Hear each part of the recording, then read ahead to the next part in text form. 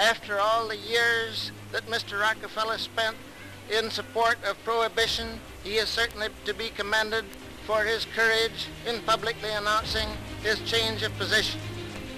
The other day, when the beer bill was defeated in the House of Representatives, Senator Shepard, one of the authors of the 18th Amendment, said that the wets had been taken for a dry cleaning.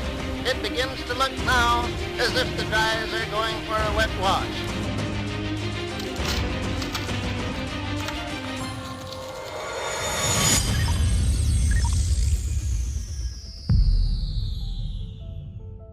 The year is 1911. The U.S. government just destroyed the biggest business empire ever built. 34 pieces gone. The crowd celebrated. The press ran headlines for weeks. Justice, they called it. And Rockefeller, he heard the news, poured himself a coffee, and went to play golf. 5 years later, his net worth had doubled.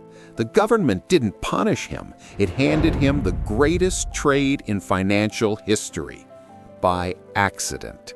To understand why, you need to understand how this man's brain worked, and it was wired completely different from yours, or mine, or anyone in that courtroom.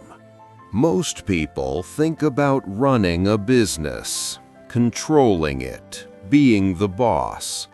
Rockefeller thought about something else entirely. He thought about owning pieces, slices of value, spread everywhere, silent, invisible, unstoppable. When Standard Oil was one company, the market saw one price. When the government split it into 34, the market priced each one separately, and the math broke in his favor. He held stock in every single one of those 34 companies. Signed nothing, managed nothing, just sat back and collected. There's a word people use for this today, passive income, but that phrase is too clean, too friendly. What Rockefeller built was a machine, and machines don't sleep.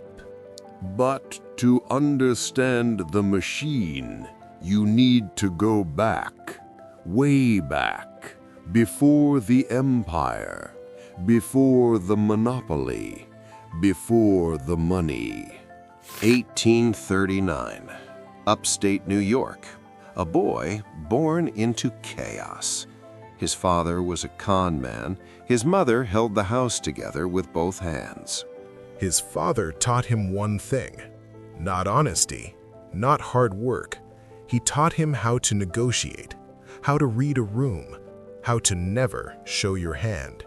At 16, he drops out of school, takes a job as a bookkeeper, makes 50 cents a day, and saves every single penny. His bosses refuse him a raise. He doesn't complain, doesn't threaten. He walks out and starts his own brokerage at 18 years old with borrowed money. First year in business, $500,000 in sales. Every bank in Cleveland wants a piece of him. He's barely old enough to shave. 1859, 100 miles east. Someone drills a hole in the ground in Pennsylvania, and everything changes forever. Everyone rushes to drill, to strike it rich. Rockefeller watches, studies, and decides he won't drill. Not a single well. He'll let others take the risk, and he'll take the profit. Refining, that's where he goes. The dirty, unglamorous, invisible middle of the oil business. The part nobody wanted. The part that printed money. By 1870, he controls most of Cleveland's refineries, and he isn't done. Not even close. He's just getting started. Here's how he takes out a competitor. No lawyers, no threats. He invites them over, shows them his books, and lets the numbers do the talking. The message was simple. You can fight me, or you can join me. Nobody fought very long.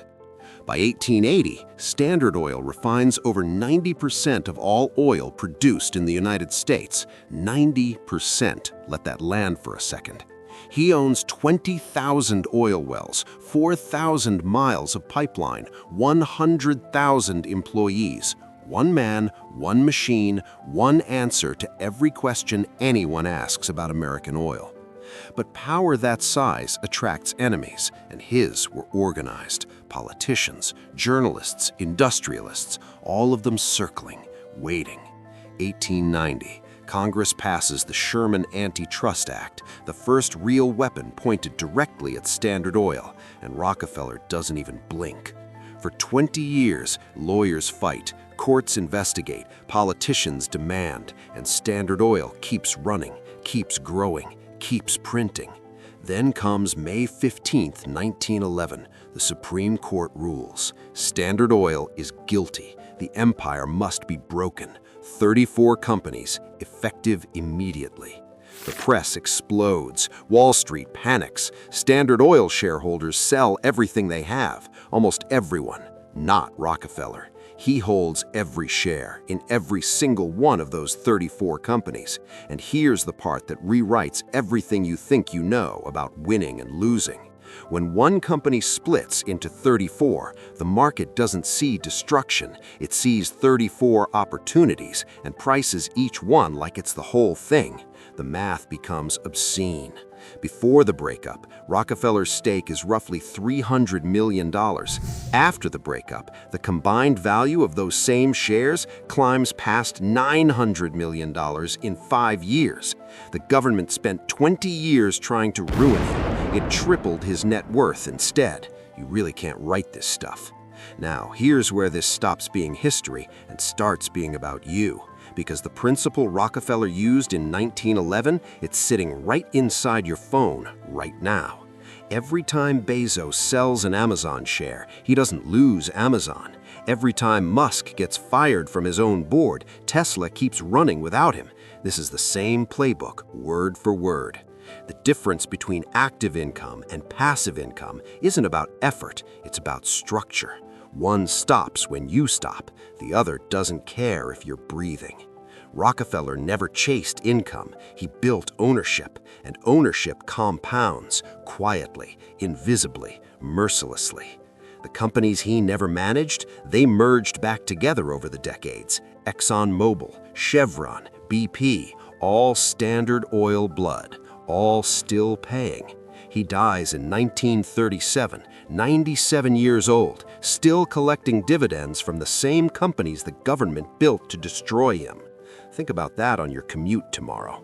Adjusted for today, his peak net worth sits somewhere between $400 billion and $1 trillion. No one alive has touched it. Not Musk, not Bezos, not even close.